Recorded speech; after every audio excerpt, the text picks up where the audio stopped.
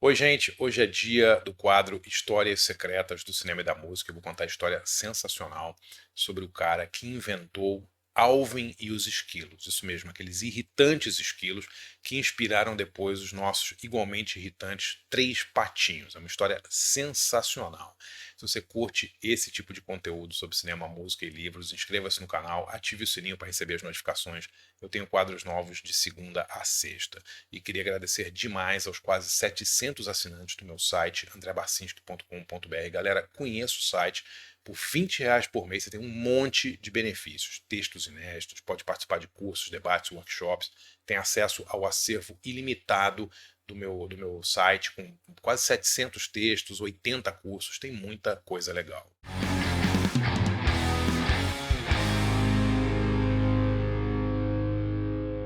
Bom, galera, hoje eu queria contar a história de um sujeito que ficou rico irritando os outros e fazendo música chiclete que cola no ouvido de todo mundo até hoje.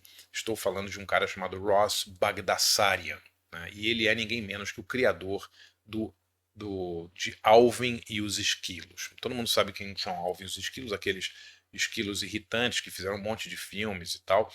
Mas o Alvin e os Esquilos, eles foram os pioneiros, né, num tipo de música que deu frutos até no Brasil, né, que foi copiado no mundo inteiro, que são aquelas músicas com vozes aceleradas, meio anasaladas e tal. No Brasil eles foram adaptadas por um cara genial, sobre quem eu vou falar já já, que transformou os esquilos em patos. Vou contar essa história já já, mas é uma história muito legal. Vamos falar primeiro do Ross Bagdasarian, né? Ele é um cara muito esperto, assim, ele é americano, nasceu na Califórnia em 1919, é filho de armênios, né, os pais dele vinham da Armênia, né, e ele era um ator, músico e tal, que nunca tinha dado muito certo. Ele fez algumas aparições em alguns filmes. Você já viu Janela Indiscreta do Hitchcock? Tem uma cena que o James Stewart está olhando pela janela e ele está vendo do outro lado do prédio dele, na frente do prédio dele, uma festinha rolando. Tem um pianista lá. Aquele pianista é o Ross Bagdasarian, né? Ele trabalhou também naquele filme Stalag 17 do Billy Wilder. Ele fez pontas em alguns filmes e tal, e lançou alguns discos e tal, mas nenhum deles deu certo, tá? No fim dos anos 50, o Bagdasarian teve uma ideia genial. Assim, ele começou a experimentar com alteração de rotação de velocidade de fitas, né? Ele gravava uma voz e alterava a rotação e percebeu que ele conseguia obter efeitos de vozes engraçadas, vozes agudas e tal, né? Então ele gravou uma música só, com o pseudônimo de David Seville, né? E essa música chamava Witch Doctor, né? Witch Doctor foi um sucesso tão grande. Witch Doctor era uma das músicas prediletas dos Cramps, né? Witch Doctor era uma música chamada, eles chamavam de novelty song, né? Novelty song são músicas que têm assim tipo uma coisa diferente, uma coisa engraçada, uma coisa curiosa, né? E o Witch Doctor tinha também porque era uma história de um feiticeiro, e aí tinha essa voz que era uma voz meio supostamente uma voz meio de uma entidade, uma criatura diferente e tal. O disco explodiu, né? A Poison Ivy e o Lux Interior do Cramps amavam essa música, todo mundo do rock de garagem amava essa música, e a música foi um grande sucesso. Eu vou linkar aqui para vocês na descrição o clipe, né, um vídeo do David Seville cantando ou se apresentando como Witch Doctor com essa música, né? O compacto vendeu 1.500.000 cópias nos Estados Unidos e o nosso amigo, o Bagdasarian, ficou milionário de uma hora para outra, né? Ficou super rico. E ele decidiu que ele ia explorar cada vez mais esse uso da fita em rotações diferentes, né?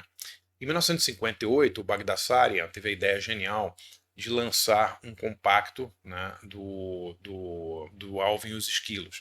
E um desses compactos, ganhou inclusive o Grammy de melhor música infantil do ano, né? E ele estabeleceu ali um padrão, né, inspirou um monte de gente a usar esse tipo de gravação acelerada em música supostamente infantil, né? Isso foi em 1958. O Bagdasarian morreu em 72 de ataque do coração, mas o legado dele continuou por muito tempo, né? Em 76, por exemplo, o Rick Dees, um DJ e humorista americano, lançou uma música chamada Disco Duck, que o pato da discoteca, que não era exatamente a mesma coisa que o Bagdasarian, porque era só uma música de discoteca com uma voz de pato. A música era ridícula, mas explodiu em 1976, estourou absurdamente na época da discoteca e o Rick Dees ganhou uma mega grana com essa música horrível. Eu vou também linkar aqui a descrição para vocês ouvirem e verem o Disco Duck. Mas eu queria falar de como o Ross Bagdasarian, com seu Alvin e os Esquilos, e o Rick Dees com o Disco Duck, inspiraram um brasileiro, na verdade não brasileiro, argentino, mas que trabalhava no Brasil, a fazer uma mistura dos dois. Estou falando do grande Mr. Sam, né, meu amigo, produtor da Gretchen, o cara que inventou a Gretchen, descobriu o Black Juniors, Naim, lançou um monte de disco do Liberato. O cara é um dos grandes nomes aí do pop brasileiro dos anos 70 e 80 e até hoje. O Mister tá aí. Eu estou inclusive terminando a autobiografia dele, estou escrevendo o livro de entrevistas em que ele conta a vida dele, cada coisa sensacional. Mas em 78, mais ou menos, o Mister tem uma ideia genial. Ele junta a voz dos Esquilos com o Disco Duck, com o pato da discoteca. E ele cria um grupo fictício, claro, chamado Os Três Patinhos. Se você já foi em algum sebo de discos, você certamente já viu algum disco dos Três Patinhos, porque o Mister lançou 8, eu acho, desses discos nos anos 70 e 80, pela gravadora Copacabana. Os Três Patinhos, por que eu digo que é uma mistura? Porque são patos, ou seja, que nem o Rick Dees, mas eles têm a voz acelerada, que nem o Alvin e os Esquilos. E como que o Mister obtinha esse resultado, né? Os Três Patinhos são os discos que eu costumo brincar com o Mister, são os discos mais baratos da história, porque ele não tinha nem equipe técnica. O que o Mister Sam fez foi pegar gravações que já existiam dos acervos da gravadora Copacabana, só para explicar. Muitos artistas da Copacabana gravavam em outros idiomas, né? Por exemplo, sei lá, o Benito de Paula gravava em português e ele gravava em espanhol também. Então a gravadora tinha no seu acervo, no seu arquivo, uma versão do disco dele sem o vocal, para depois ele poder gravar em cima em outro idioma.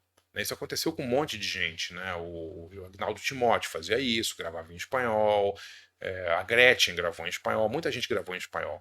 Então o que o Mister fez? Ele simplesmente pegou a base original das músicas e por cima ele gravou vozes de pato, com rotações alteradas, em que ele cantava. Ou seja, o Mister fazia as três vozes dos patos. E é por isso que quando você ouve os Três Patinhos em ritmo de discoteca, por exemplo, você percebe que os patos falam meio portunhol, cantam meio num espanhol esquisito assim, porque as vozes são do Mr. Sam. E aí o Mr. Sam lança o primeiro, que se não me engano são os Três Patinhos em ritmo de discoteca, vende tipo absurdo, tipo 500.000 de cópias o LP. Todas as crianças do Brasil amam, porque era um disco com temas de discoteca cantados com voz de pato. E depois ele lançou vários outros. Tem disco de forró, tem eles cantando Severina Chique Chique, cantando um monte de coisas, assim, forró, samba, discoteca com vozes de pato. E digamos, um tributo do Mr. Sam a esse gênio da picaretagem musical chamado Ross Bagdasarian, que inventou o Alvin e os Esquilos. Muito legal essa história. Se você gosta desse tipo de quadro sobre cinema, música ou livros, conheça e assine meu site de jornalismo cultural, andrebarcinski.com.br. Por R$ 20 por mês você tem um monte de benefícios.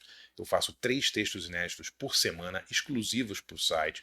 Você pode participar de debates, workshops e cursos só para assinantes e você tem acesso ilimitado a todo o acervo do site, que são quase 700 textos que eu fiz nos últimos 5 anos e mais de 80 cursos e debates e entrevistas com gente como Guilherme Arantes, Rich, Marcelo Rubens Paiva. Tem muita coisa legal, cursos sobre história do cinema, cursos sobre música, cursos sobre música brasileira dos anos 70.